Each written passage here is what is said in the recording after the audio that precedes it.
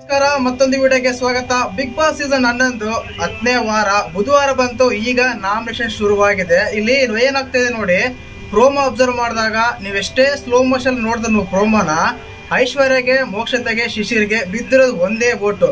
ಆದ್ರೆ ಮಂಜಣ್ಣಗೆ 10 ವೋಟ್ ಬಿದ್ದಿದೆ. 10 ಜನ ನಾಮಿನೇಟ್ ಮಾಡಿದ್ರ ಅಂದ್ರೆ ಇಲ್ಲಿ ಕಾನ್ಸೆಪ್ಟ್ ಯಾರು ಇರ್ತಿರ್ತಂದ್ರೆ, ಬೆನ್ನಿಗೆ ಒಂದು ಥರ್ಮಕೋಲಿಂದ ಇದು ಕಟ್ಟಿರ್ತಾರೆ, ಅದಕ್ಕೆ ನಾವು ಚೂರಿ ಹಾಕ್ಬೇಕು, ಬೆನ್ನಿಗೆ ಚೂರಿ ಹಾಕ್ಬೇಕು. ಮನೆಯಿಂದ ಯಾರಿಗೆ ಅರ್ಹತೆ ಇಲ್ಲ ಅವ್ರು ಹೊರಗಡೆ ಕಳ್ಸಕ್ಕೆ ಬೆನ್ನಿಗೆ ಚೂರಿ ಹಾಕ್ಬೇಕು. ಆ ಚೂರಿ ಕೌಂಟ್ ಮಾಡಿದಾಗ ನಮ್ಮ ಮಂಜಣ್ಣನಿಗೆ 10 ಚೂರಿ ಹಾಕಿದ್ದಾರೆ, ಅಂದ್ರೆ 10 ಕತ್ತಿ 10 ಇದು ಚೂರಿ ಹಾಕಿದ್ರೆ ಇರ್ದಿದ್ದಾರೆ ಬೆನ್ನಿಗೆ.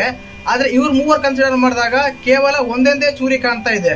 ಇದು ಗಮನಿಸಿದಾಗ ಏನಾಗ್ತಾ ಇದೆ ಅಂದ್ರೆ, ಖಂಡಿತವಾಗ್ಲೂ ಈ ವಾರ ಒಬ್ಬ ಒಳ್ಳೆ ಕಂಟೆಸ್ಟೆಂಟ್, ಒಂದು ಒಳ್ಳೆ ಆಟಗಾರ, ಒಂದು ಒಳ್ಳೆ ಸ್ಪರ್ಧಿ ಈ ಮನೆಯಿಂದ ಹೊರಗಡೆ ಹೋಗೋದು ಗ್ಯಾರಂಟಿ ಅನಿಸ್ತಾ ಇದೆ.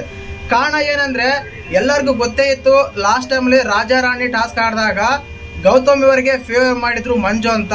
ಅದೇ ಕಾರಣಕ್ಕೆ ಇವರಿಬ್ರು ಖಂಡಿತವಾಗ್ಲೂ ಟಾರ್ಗೆಟ್ ಆಗ್ತಾರ ಅಂತ ಎಲ್ಲರಿಗೂ ಗೊತ್ತೇ ಇತ್ತು. ಆದ್ರೆ ಟಾರ್ಗೆಟ್ ಆಗ್ಬೇಕು ಈ ರೀತಿ ಎಲ್ಲ ಅಂತ ಅನಿಸ್ತಾ ಇದೆ. ಯಾಕಂದ್ರೆ ಮಂಜಣ್ಣ ಲಾಸ್ಟ್ ವೀಕ್ ಕಿಚ್ಚನ ಪಂಚಾಯತಿ ಆದಾಗ ಆ ಪಂಚಾಯತಿಯಿಂದ ಮಂಜಣ್ಣ ತುಂಬಾ ಬದಲಾಗಿದ್ದಾರೆ. ಅಂದ್ರೆ ಅವ್ರ ಮಾತಲ್ಲಿ ಅಗ್ರೆಸಿವ್ನೆಸ್ ಆಗಿಲ್ಲ, ಇಲ್ಲ ಅವ್ರ ಮಾತಲ್ಲಿ ಏನು ಕಾಣ್ತಾ ಇಲ್ಲ, ಅಷ್ಟೊಂದು ಓವರ್ ಲೌಡ್ ಸ್ಪೀಕರ್ ಬರ್ತಾ ಇಲ್ಲ, ಕಡಿಮೆ ಆಗ್ತಾ ಇದೆ ಮಾತಲ್ಲಿ. ಯಾರೇ ಏನೇ ಅಂದ್ರು ಅದನ್ನ ಅಕ್ಸೆಪ್ಟ್ ಮಾಡೋ ರೀತಿಯಲ್ಲಿ ಮಾತಾಡ್ತಾ ಇದಾರೆ ಮಂಜಣ್ಣ. ಆದ್ರಿಂದ ಇದಾದಾಗ ಇನ್ನೂ ಎಲ್ಲ ಕುಗ್ಗೋಗ್ಬಿಡ್ತಾರ ಅನ್ಸುತ್ತೆ.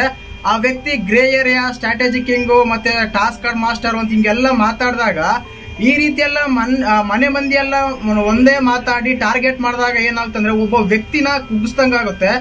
ಆದ ಕಾರಣ ಇಲ್ಲೇನಾಗುತ್ತೆ, ಕ್ಲಿಯರ್ ಕಟ್ ಆಗಿ ಗೊತ್ತಾಗ್ತಾ ಇದೆ. ಲಾಸ್ಟ್ ವೀಕ್ ಅಲ್ಲಿ ಐಶ್ವರ್ಯ ಅವರು ಮನೆಗೆ ಹೋಗೋಕೆ ತುಂಬಾ ತುದಿ, ಅಂದ್ರೆ ಲಾಸ್ಟ್ ಬಾಗ್ಲ ಹತ್ರ ಹೋಗಿ ವಾಪಸ್ ಬಂದಿದ್ದಾರೆ ಅಂತ ಹೇಳ್ಬೋದು. ಯಾಕಂದ್ರೆ ಒಂದ್ ವೇಳೆ ಅವರು ಇವರು ಶೋಭಾ ಶೆಟ್ಟಿ ಬಿಗ್ ಬಾಸ್ ಮನೆಯಿಂದ ಕ್ವಿಟ್ ಆಗಿಲ್ಲ ಅಂದ್ರೆ ನೆಕ್ಸ್ಟ್ ನಾಮಿನೇಟ್ ಆಗಿದ್ದದ್ದು ಇವರೇನೆ. ಆದ್ರೆ ಇಲ್ಲಿ ಏನ್ ಕಾಣ್ತಾ ಇದೆ ಅಂದ್ರೆ ಟಾರ್ಗೆಟ್ ಮಾಡ್ತಾ ಇದಾರೆ ಅಂತ ಅನಿಸ್ತಾ ಇದೆ. ಕಾರಣ ಇಷ್ಟೇನೆ, ಈಗ ಅವ್ರು ಹೇಳ್ತಾ ಇದಾರೆ ಒಬ್ರಿಗೆ ಏನಂತ, ನಮ್ಗೆ ಪರ್ಸನಲ್ ಆಗಿ ಮನಸ್ಸು ವಹಿಸ್ತಾ ಇದಾರೆ, ಚುಚ್ತಾ ಇದಾರೆ, ಅದಕ್ಕೋಸ್ಕರ ನಾನು ಚುಚ್ಚಾ ಇದೀನಂತ. ಅಲ್ಲಮ್ಮ, ಲಾಸ್ಟ್ ವೀಕ್ ಪಂಚಾಯತ್ ಅಲ್ಲೇ ಹೇಳಿದ್ದಾರೆ, ನಿಮಗೆ ಆದ ಅನ್ಯಾಯ ಮಾತ್ರ ಪ್ರಶ್ನೆ ಮಾಡಿ, ಬೇರೆಯವ್ರಿಗಾದ ಅನ್ಯಾಯ ಪ್ರಶ್ನೆ ಮಾಡಕ್ ಹೋಗ್ಬೇಡಿ ಅಂತ. ರಜತ್ ವಿಷಯದಲ್ಲಿ ಕಳಪೆ ಕೊಟ್ಟಾಗ ಇದೇ ಆಗಿತ್ತು. ಸುರೇಶ್ ಅವರು ರಜತ್ ಅವರು ಜಗಳ ಆಡಿದ್ರೆ ನೀವು ಅವರು ಕೊಟ್ಟಿದ್ರಿ. ಆದ ಕಾರಣ ಇಲ್ಲಿ ಏನಾಗುತ್ತೆ ಅಂದ್ರೆ, ನೀವು ಮಂಜಣ್ಣಿಗೆ ಶಿಶಿರ್ನ ಕೆತ್ತಿ ಮೇಲಿಂದ ಕೆಳಕ್ ಬಿಸಾಕಿದ, ಅದೇ ಕಾರಣಕ್ಕೆ ನಾನು ಬೆನ್ನಿಗೆ ಚೂರಿ ಹಾಕ್ತೀನಿ ಅನ್ನೋದಾದ್ರೆ ನಿಮ್ಮ ವೈಯಕ್ತಿಕ ಕಾರಣ, ನಿಮ್ಮ ವೈಯಕ್ತಿಕ ಪ್ರಾಬ್ಲಮ್ ಆದಾಗ ಮಾತ್ರ ಮಾತಾಡಿ. ಬೇರೆಯವ್ರ ವಿಷಯ ಬಂದಾಗ ಮಾತಾಡಿದ್ರೆ ಎಲ್ಲೋ ನಿಮ್ದು ತಪ್ಪಾಗುತ್ತೆ ಅಂತ ಕ್ಲಿಯರ್ ಕಟ್ ಆಗಿ ಗೊತ್ತಾಗುತ್ತೆ. ಮತ್ತೆ ಈ ಪ್ರೋಮೋ ನೋಡಿದಾಗ ಕ್ಲಿಯರ್ ಕಟ್ ಆಗಿ ಅನ್ಸಿದ್ ಮಾತ್ರ ಗೌತಮಿ ಮತ್ತು ನಮ್ಮ ಮಂಜಣ್ಣ ಅವರು ಆಲ್ರೆಡಿ ನಾಮಿನೇಟ್ ಆಗಿದ್ರೆ ಅನಿಸ್ತಾ ಇದೆ ಆ ಪ್ರೋಮೋ ನೋಡಿದಾಗ. ಮತ್ತೆ ನಿಮ್ಗೆ ಪ್ರೋಮೋ ನೋಡಿದಾಗ ಯಾವ ರೀತಿ ಅನ್ಸಂತ ಕಮೆಂಟ್ ಮಾಡಿ.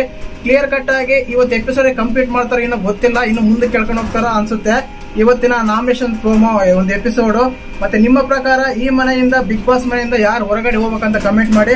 ಹಾಗೇನೆ ವಿಡಿಯೋ ಇಷ್ಟ ಇದ್ರೆ ಲೈಕ್ ಮಾಡಿ, ಶೇರ್ ಮಾಡಿ, ಸಬ್ಸ್ಕ್ರೈಬ್ ಮಾಡಿ. ಜೈ ಹಿಂದ್, ಜೈ ಕರ್ನಾಟಕ.